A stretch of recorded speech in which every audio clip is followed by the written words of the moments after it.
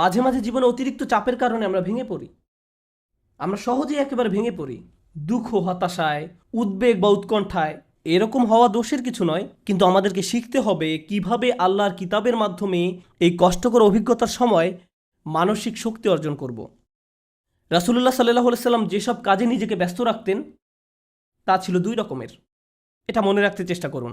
দুই ধরনের কাজ আছে যা আপনাকে ব্যস্ত রাখতে পারে। আমি আপনাদের জন্য তৃতীয় আরেকটি যুক্ত করব।